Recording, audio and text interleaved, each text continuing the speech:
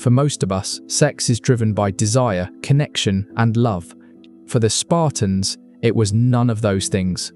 It was a command, a biological duty enforced by the state for one single mission: to forge the deadliest human weapons the ancient world would ever face. Spartans weren't raised as people, they were built as soldiers. And their creation didn't start on the battlefield, it began in the bedroom. Forget the myth of the red cloaks and noble speeches. Behind the legend of the 300 lies a disturbing truth, a cold system of human engineering so severe it makes the darkest dystopias seem almost merciful. At the core of this machine was absolute state control over reproduction. In Sparta, personal choice meant nothing when it came to love or family. The government acted as the only matchmaker, pairing citizens based on strength, not sentiment. Old magistrates, men hardened by decades of war, examined young males like livestock, judging height, stamina, and lineage. He was the tall, broad-shouldered warrior born of decorated ancestors. She was the strong, fertile woman with wide hips and a sturdy frame. Beauty mattered, not for vanity, but as a signal of good health, of better blood. Marriages were state-arranged, cold, strategic unions meant to produce superior offspring. Love was irrelevant. Desire was optional. The body no longer belonged to the individual, it belonged to Sparta. Every citizen's duty was to strengthen the state through their bloodline. Women's roles, too, were twisted into something unfamiliar. They were not seen as wives or mothers, but as vessels of the Spartan nation. Their worth came from their ability to bear strong, healthy children. From an early age, Spartan girls trained not for combat, but for childbirth. They ran, wrestled, and threw javelins, all to condition their bodies to carry warriors. Their will didn't matter, their bodies did. They were taught that their battlefield was the birthing bed, and their greatest honor was to bring forth a future soldier. But this system went even further, into realms that seem almost monstrous today. What happened when a celebrated warrior's wife couldn't conceive, or when she gave birth to weak children?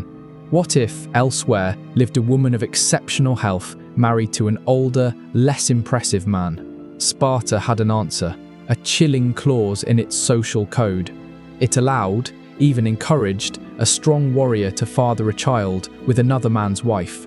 It wasn't seen as adultery, it was civic duty. A woman's womb could be loaned in service of the state, and often her husband agreed.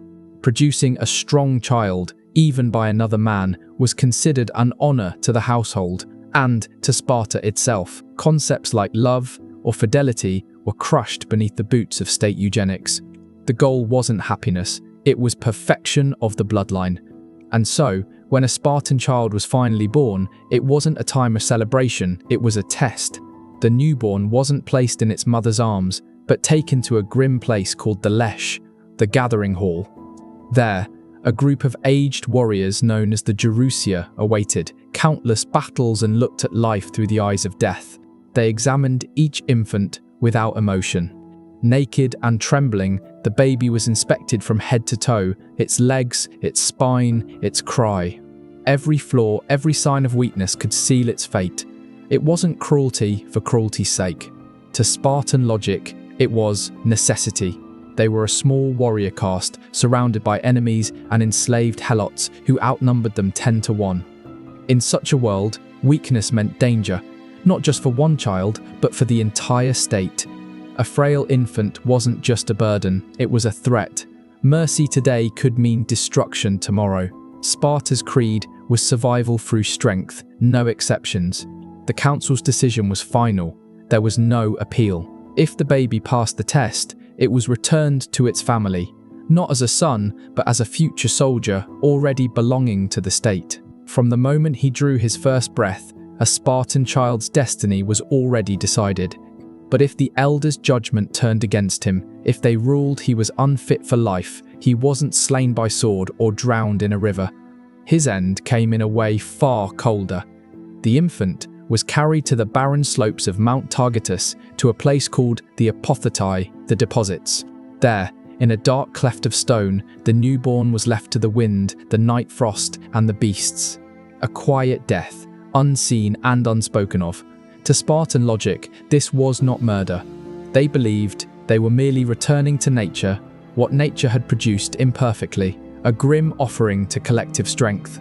Passing the elders' inspection was only the beginning. From that moment, the child's life became a slow march toward war. And for his parents, duty did not end with birth. The state demanded more constant creation of new bodies to fuel its war machine. Procreation in Sparta wasn't a privilege, it was an obligation. They practiced what we would later call eugenics, centuries before the word existed. The belief that humankind could be perfected through selective breeding didn't begin in the laboratories of the 20th century. It was born in these rocky hills. For the Spartans, it wasn't hatred that drove it, but ruthless practicality. Weakness had no place in their bloodline. To achieve this, the most private human act became a public duty. Love, as we understand it, had no place in the formula. Men lived from age 7 to 30 in communal barracks among their comrades. Husbands would sneak from camp under darkness to lie briefly with their wives, quietly, hurriedly, and vanish before sunrise to avoid punishment. There was no household life, no time to nurture affection. The wife was a stranger chosen for her body, not her heart. Their union had one goal: conception. Once a child was expected, the man returned to his true family, the army. The system was built to crush attachment, to ensure devotion only to Sparta. Strong family bonds were viewed as potential betrayal, romantic love a dangerous distraction, and so the state punished those who refused to marry or reproduce. A man who stayed single beyond the required age was branded disloyal, a deserter of his civic duty. During certain festivals, these men were paraded naked through the freezing streets, forced to sing mocking songs about their failure. They were denied the honors granted to respected elders, treated as outcasts, living proof that private life in Sparta was everyone's business. The cost of this ideology was immense. Compassion faded from daily life. Generation after generation was conditioned to believe tenderness was weakness, that one's body belonged not to the self but to the state, and that motherhood was not love but service. Children didn't learn affection from their parents, they learned obedience from their trainers. Mothers handed their sons to the state at 7, whispering only, "Return with your shield or on it." That phrase wasn't empty pride. It was the end point of a culture that had erased maternal love and replaced it with fanatic devotion to Sparta's glory. If reproduction was the forging and inspection the testing, then at 7 years old came assembly. The true creation of the weapon. The state that engineered his birth now came to claim ownership. This was the beginning of the Agoge, the harshest and most effective training program ever devised by humankind. It was a system that shattered children and rebuilt them in the image of the perfect warrior. Picture it, you are 7, torn from the only warmth you've known. Your mother doesn't weep, she simply hands you over.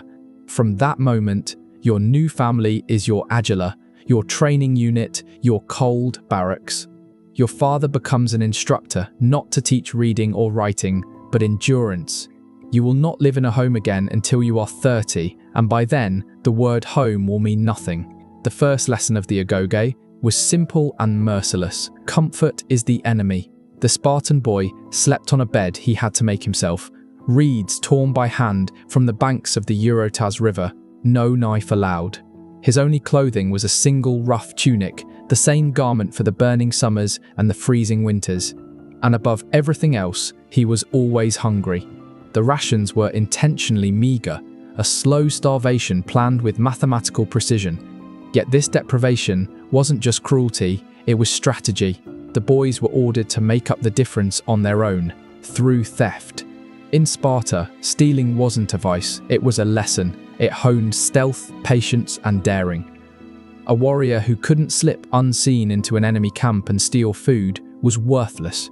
So the boys learned to move like shadows through their own city, scavenging for scraps like wolves. But if you were caught, the punishment was merciless. You'd be flogged without pity, not for the act itself, but for being foolish enough to get caught. The sin was incompetence, not theft. The message cut deep. Success justifies everything. Failure has no excuse. On the battlefield, being caught meant death, not just for you, but for everyone beside you. The Agoge made sure that lesson was branded into flesh. This wasn't simply training soldiers, it was manufacturing predators. Far, sharp, calculating, stripped of ordinary morality. In their world, right and wrong dissolved into one question: did you succeed or not? They learned to lie, to vanish, to read weakness, and to obey without hesitation.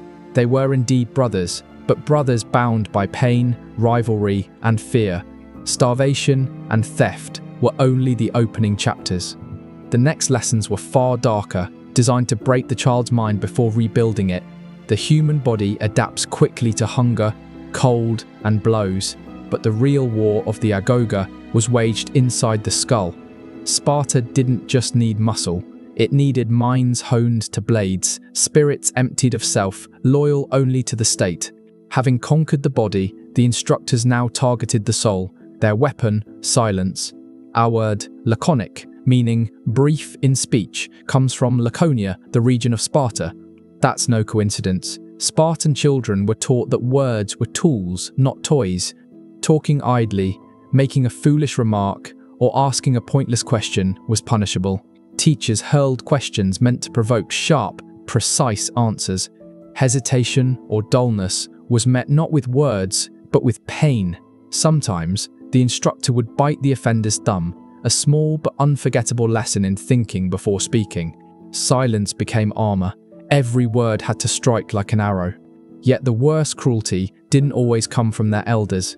It came from each other. The training pyramid guaranteed that. Older boys, called erins, ruled the younger like tyrants, commanders, jailers, tormentors in one. At meals, they launched verbal ambushes. Who is the bravest man in Sparta? What do you think of the king's last campaign? Is theft honorable? There were no right answers, only traps. A stumble, a pause, the wrong tone, all invited ridicule or blows. Humiliation was public, constant, and deliberate. This was not random bullying, it was institutionalized cruelty, a state-designed system to forge minds that could stay cold under interrogation or chaos. Each child learned to think like a politician and fight like a beast, walking a minefield of words and glances where one mistake meant pain or exile. Rivalry was fuel. Aggression earned respect. Trust no one. Expose others' weaknesses. Hide your own. These were commandments. It was the law of the pack, supervised by the state itself. All this daily brutality led to one of the most horrifying rituals of all, the ceremony at the altar of Artemis Orthia. Artemis, goddess of the wild and protector of the home, demanded a bloody offering. Cheeses were placed upon her altar. The boys' task was simple in theory: run, seize them, escape. But to reach the altar, they had to sprint through a gauntlet of whips. Leather lashes sliced through the air, tearing flesh with every step. It wasn't a contest of speed or reflexes. It was a test of one thing alone: how much agony a future Spartan could endure without breaking. The true test was never about stealing cheese.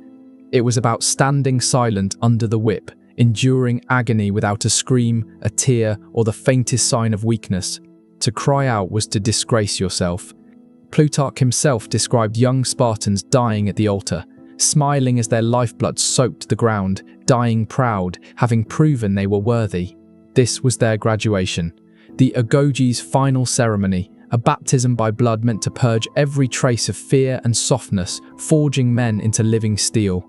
But when a society burns away every weakness, what fragments of humanity are left behind?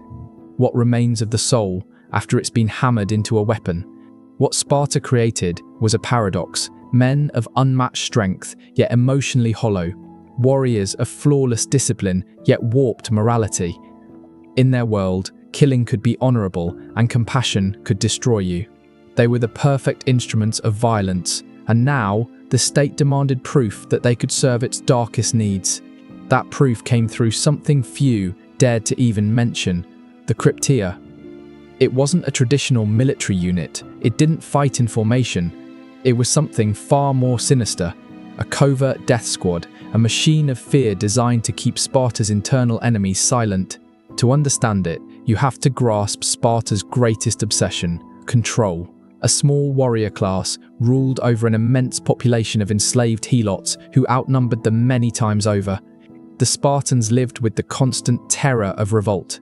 Their answer was terror, calculated and preemptive. Each year, a select group of elite graduates from the Agoge, the strongest, most cunning, and utterly ruthless, were sent into the countryside with only a dagger and a few scraps of food.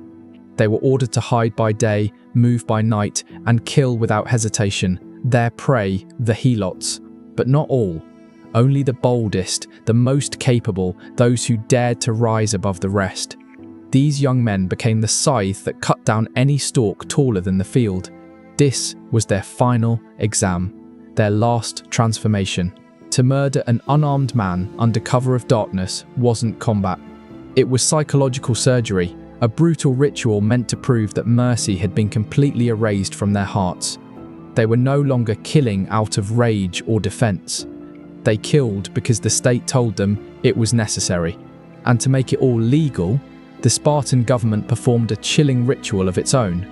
Each year, the ephors, Sparta's ruling magistrates, formally declared war on the helots. It was a bureaucratic act with monstrous implications. Once declared enemies, helots could be slaughtered without it counting as murder. The killers of the Krypteia weren't criminals, they were soldiers carrying out the will of the state. A convenient fiction that turned mass murder into civic duty. By the time his dagger was stained with blood, the Spartan had completed his transformation. He had been born as a child of the state, shaped by discipline, strict of emotion, and now proven capable of killing without hesitation. But what had he become? The defender of civilization, or its most efficient predator? At 30, he could finally leave the communal barracks. But his so-called freedom was an illusion. A new duty awaited him: to reproduce, to raise the next generation of instruments for Sparta's war machine. The killer now had to become a father. His bride, chosen by the state, was not a submissive wife, but his equal in strength and conviction. Spartan women were not victims of the system, they were its pillars. While boys endured the Agoge, girls entered their own training regimen, one equally rigorous and ideologically charged. In a Greece where women were often confined and silenced, Spartan women stood apart. They were educated, physically trained, and taught to manage property and estates. Why? Because Sparta's focus was not on comfort, but on breeding strength. Everything, every child, every law, every marriage served one purpose: to forge a race of perfect warriors. Even the philosopher Plato, observing from Athens, admired this system, believing it mirrored his vision of an ideal society. But he misunderstood it. The aim wasn't equality, it was efficiency, reproductive precision. Spartan women were molded to suppress tenderness and replace it with fierce patriotism. Their worth was judged not by affection, but by the caliber of warriors they gifted to the state. They became legends of cold discipline. A Spartan mother, handing her son his shield before battle, would tell him, "Return with it," or "upon it." When news of defeat reached the city, other Greek mothers wept. Spartan mothers demanded to know only one thing: did we win? One tale tells of a woman who killed her own son for returning home in disgrace. They weren't passive bystanders, they were the guardians of Spartan ideology itself. With minds and bodies shaped by the state, marriage in Sparta wasn't an act of love. It was an engineered ritual. The process resembled an abduction. The groom didn't court his bride, he seized her in the night. Her attendants shaved her head, dressed her in a man's cloak and sandals, and left her waiting in darkness on a bed of straw. He came secretly, fulfilled his duty quickly, and returned to the barracks before sunrise. This strange ceremony had purpose. It ensured emotional detachment. It kept domestic affection from interfering with military loyalty. By making their meetings brief and secret, the state believed passion would remain high, conception more likely, without the distraction of love or comfort. It was the pinnacle of the Spartan system. Two products of indoctrination, male and female, joined in darkness, bound not by love but by decree. Their mission was singular: to reproduce strength. A perfect soldier paired with a perfect mother, the human assembly line of Sparta. Yet within this perfection lay a slow and silent poison. For 3 centuries, the machine worked flawlessly. Sparta dominated Greece, its warriors unmatched, its discipline legendary. But the flaw that would destroy it wasn't foreign. It was bred into the system itself. The first poison was demographic collapse.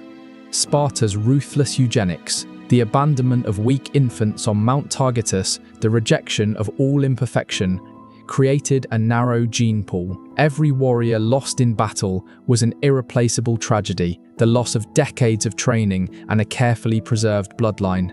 Other cities could raise new armies. Sparta could not replace 100 of its equals. Their greatest strength, their elite exclusivity, became their fatal weakness. They were breeding themselves out of existence. The second poison was inflexibility.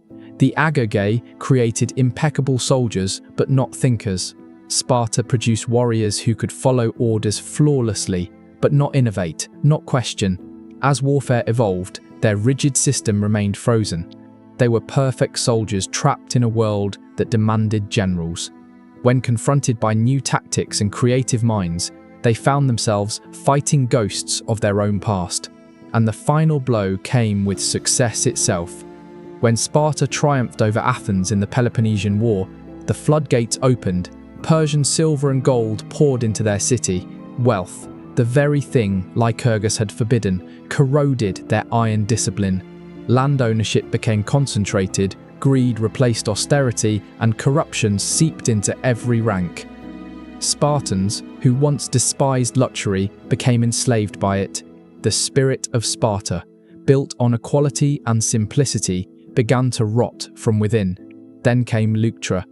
On that fateful plain, Theban general Epaminondas shattered centuries of Spartan invincibility.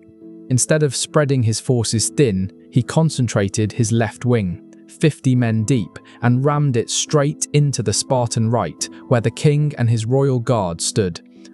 Innovation crushed rigidity. The unbreakable phalanx collapsed. For the first time in living memory, a Spartan king fell in battle, his army annihilated beside him.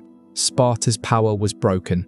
With hundreds of its finest men dead, the city's warrior caste was crippled beyond recovery. The empire that had terrified Greece for generations faded into irrelevance. By the Roman era, Sparta had become little more than a curiosity, a living museum where travelers came to watch reenactments of its brutal customs, echoes of a once great civilization. In the end, the tale of Spartan breeding practices is more than history, it's a warning. A people so obsessed with perfection that they sacrificed everything human to achieve it. They succeeded in creating the perfect warrior, and in doing so, sealed their own extinction. The machine that forged heroes eventually consumed itself, leaving behind nothing but ruins and the whisper of a greatness built on cruelty and undone by its own perfection.